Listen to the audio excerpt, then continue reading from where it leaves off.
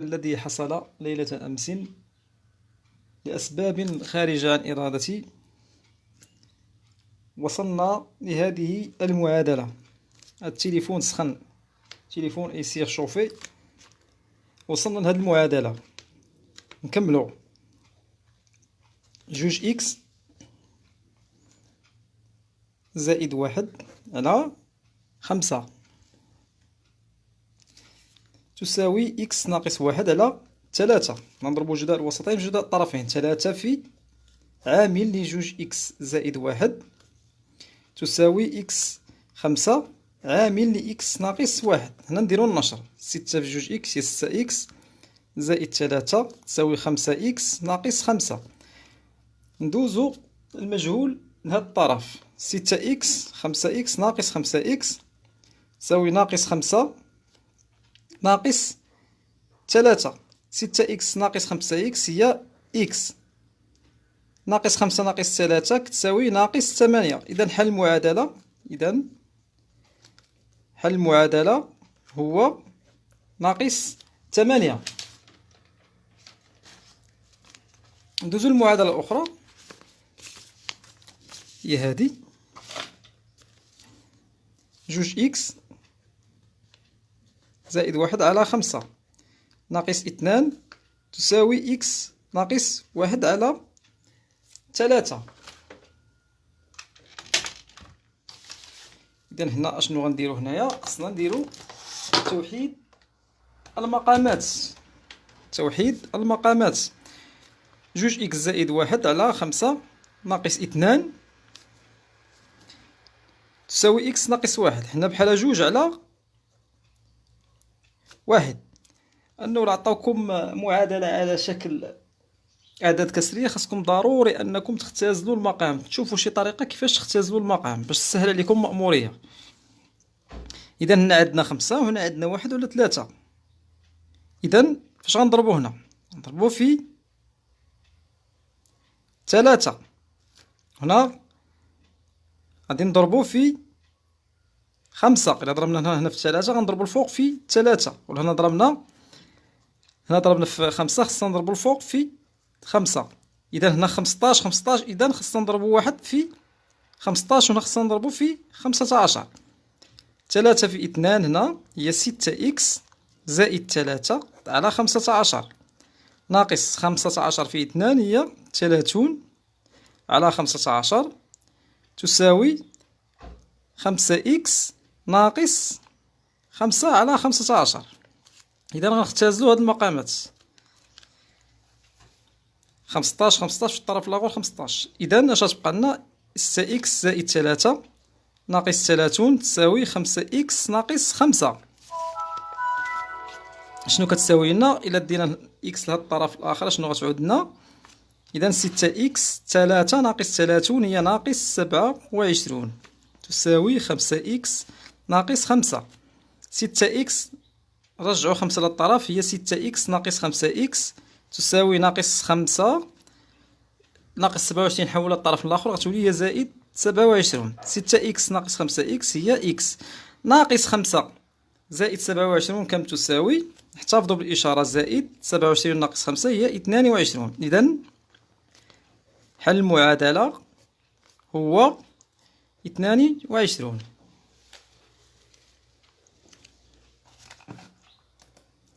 إذا ندوزو الحالة ديال المعادلات من هذا النوع. إكس أس 2 كتساوي لنا عدد حقيقي. يقدر يكون 3.5، يقدر يكون 1، يقدر يكون 2، يقدر يكون 3 على حسب.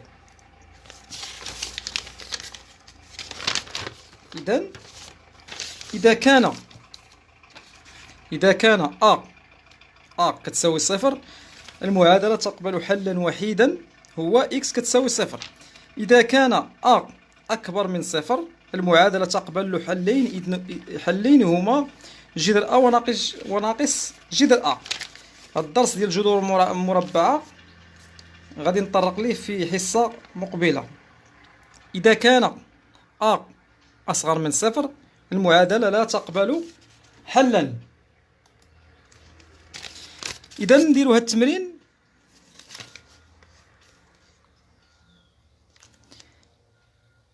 حل المعادلات التالية. مثلا عندنا هاد المعادلة إكس أس 2 تساوي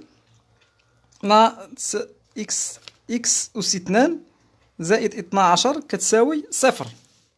إذا بغينا هاد المجهول إكس، إذا إكس خاصنا نحولو 12 لهاد الطرف ناقص 12.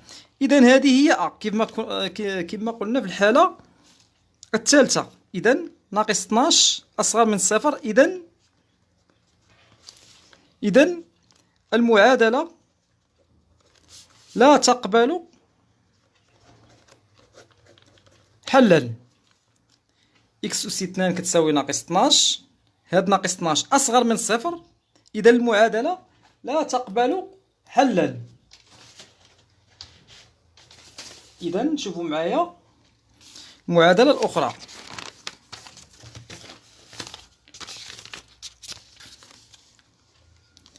عندنا جوج إكس ناقص واحد كل أس 2 ناقص 9 كتساوي لنا صفر.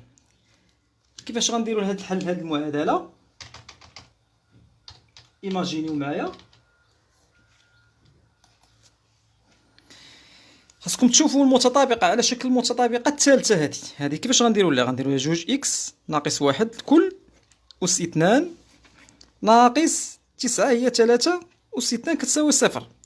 وعندكم القاعدة شنو كتقول؟ أ أس 2 ناقص بي أس 2 كتساوي صفر. هذه هي الحالة العامة. أ أس 2 راه هي جوج إكس ناقص واحد، و بي أس 2 هي 3 أ هي جوج إكس ناقص واحد، و بي هي 3. هذه كيفاش اللي شفت معكم من قبل في المتطابقة الهامة، المتطابقة الهامة الثالثة. هذه هي أ ناقص بي عامل لي أ زائد بي كتساوي صفر. إذا هذه هي أ كيفاش غنديرو لها؟ هي جوج إكس ناقص واحد ناقص بي. ناقص بي شناهي؟ هي ناقص 3 عامل لي أ زائد 3. أ هي جوج إكس ناقص واحد زائد 3 كتساوي لنا صفر. إذا جوج إكس ناقص واحد ناقص 3 هي ناقص 4 عامل لي جوج إكس ناقص واحد زائد جوج ناقص واحد زائد جوج هي زائد جوج تساوي صفر. إذا هنا كيفاش غنديرو الحل؟ جوج إكس ناقص 4 كتساوي صفر، أو جوج إكس زائد 2 كتساوي صفر. هنا جوج إكس كتساوي 4، أو جوج إكس كتساوي ناقص 2. هنا إكس كتساوي 4 على 2، أو إكس كتساوي لنا ناقص 2 على 2 هي ناقص 1. إذا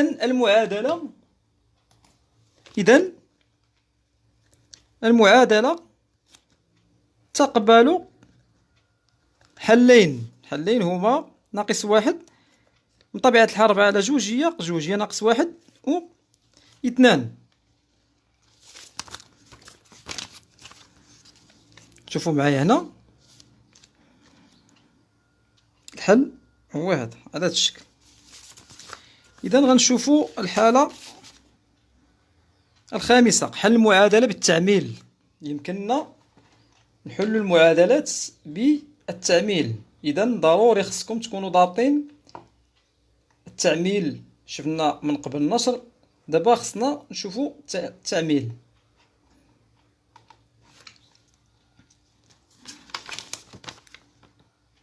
إذا غنديروا هاد التمارين.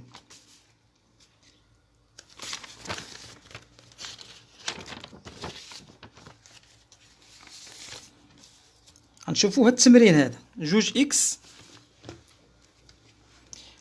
إكس عامل لي إكس زائد جذر جوج ناقص جذر 3 عامل لي إكس زائد جذر جوج كتساوي صفر. هنا فينا هو العامل المشترك؟ إيماجينيو مزيان العامل المشترك.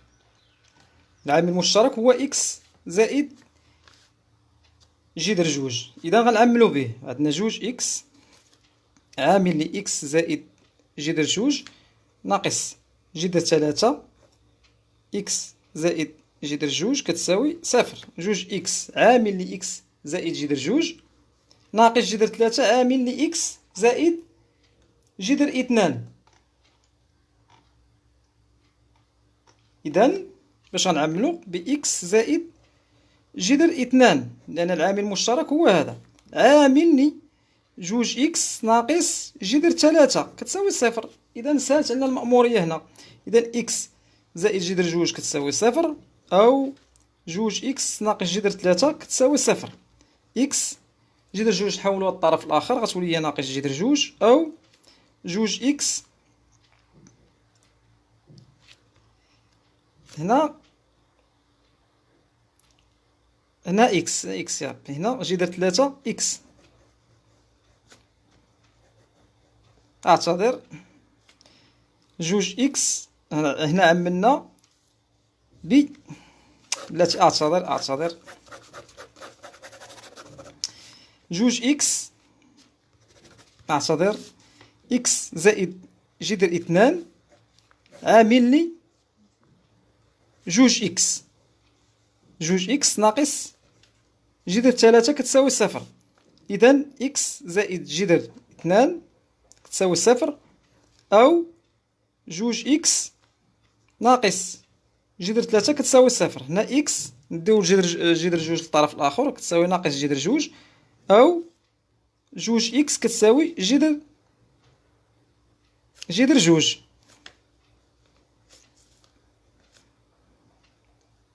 إذن إكس كتساوي ناقص جذر جوج، أو إكس كتساوي جذر جوج على جوج. إذن المعادلة لها حلين هما هادو.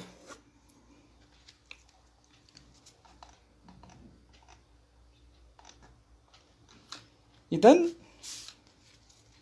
غادي نشوفو هاد المعادلة.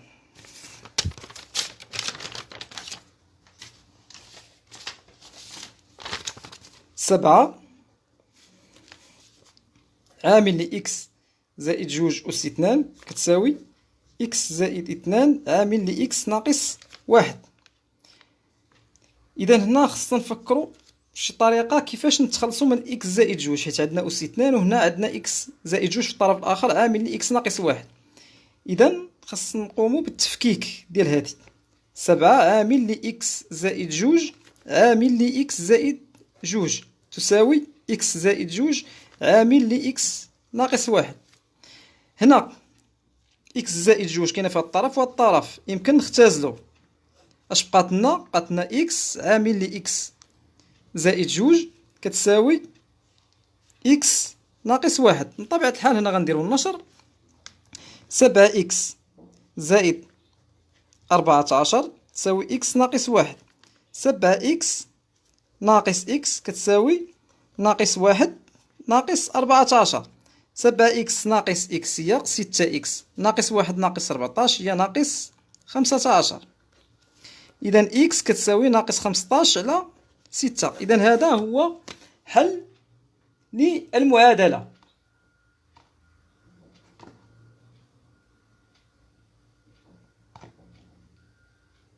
إذن غنشوفو الحالة السادسة، حل المعادلة بالنشر إذا لم يوجد عامل مشترك. كيفاش غنديرو؟ غنعطيكم واحد التمارين. إكس عامل لي إكس زائد تلاتة تساوي إكس أس اثنان ناقص 15. كيفاش غنديرو الحل ديال هادي؟ بطبيعة الحال غنديرو النشر. هنا عندنا إكس أس اثنان، باش نتخلصو من إكس أس اثنان خصنا نديرو النشر. كيفاش غنديرو لهاد النشر؟ غنديرو إكس في إكس هي إكس أس اثنان زائد تلاتة إكس تساوي إكس أس اثنان ناقص 15. إذا خاص المجاهيل نديرهم في طرف والمعالم نديرهم في طرف. إذا إكس أس اثنان زائد تلاتة إكس ناقص إكس أس اثنان كتساوي ناقص 15. إكس أس اثنان ناقص إكس أس اثنان مشات هي صفر، غتبقى لنا 3 إكس كتساوي ناقص 15. إذا إكس تساوي ناقص 15 على 3 اللي هي ناقص 5. إذا حل المعادلة هو ناقص 5. سنمر إلى المثال الآخر. عندنا معادلة على هذا الشكل: ناقص 4 عامل جوج إكس زائد 1 زائد إكس كتساوي جوج عامل لناقص إكس زائد 5. إذا هنا خصنا نديرو النشر.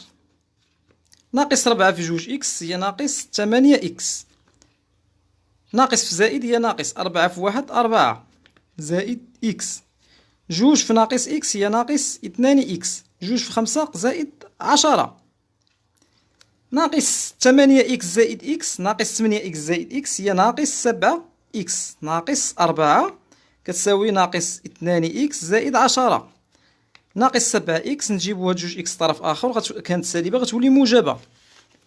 إذا غتولي هي ناقص 7 إكس زائد 2 إكس، 10 نحولو 4 للطرف الآخر ناقص 4 غتولي هي زائد 4. ناقص 7 إكس زائد جوج إكس هي ناقص 5 إكس، 10 زائد 4 هي 14. إذا إكس كتساوي 14 على 5 على ناقص 5. إذا حل المعادلة هو 14 على ناقص 5 أو ناقص 14 على 5، ماشي مشكل. ندوزو لدابا واحد المرحلة مهمة في هاد المعادلات، ألا وهي المسائل. المسألة المرتبطة بالمعادلة مهمة جدا. كيفاش غنحلو مسألة باستخدام المعادلات، سواء المعادلات من الدرجة الأولى بمجهول واحد أو من الدرجة الثانية إلى غير ذلك، غادي نشوفوها معكم دابا. لحل المسألة نتبع الخطوات التالية. إذا خاصنا نتبع الخطوات التالية لحل المسائل. إذا أول حاجة خاصنا نديرو قراءة المسألة بتمعن ونتأكدوا من المعطيات واش كافية أو لا، وفي علاقة فيما بينهم، مثلا النصف الربع السدس النصف يزيد عن ينقص عن. غنديرو واحد التمرين وغتفهموا مزيان. ثانيا المرحلة الثانية اختيار المجهول، خاصنا نختاروا المجهول. ثالثا خاصنا نستغلوا المعطيات، استغلال المعطيات نص المسألة وصيغة المعادلة. رابعا خاصنا نديرو حل المعادلة. خامسا التحقق من منطقية الحل. حل المعادلة خاصنا نتأكدوا من المنطقية، واش منطقية أو غير منطقية. نعطيكم مسألة: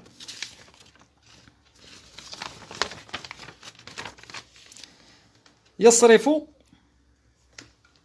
أستاذ نصف أجرته في الكراء والمأكل والمشرب، وثلثها يرسله إلى أمه، وسبعها في اللباس والتنقل، ويوفر بأعجوبة 150 درهم.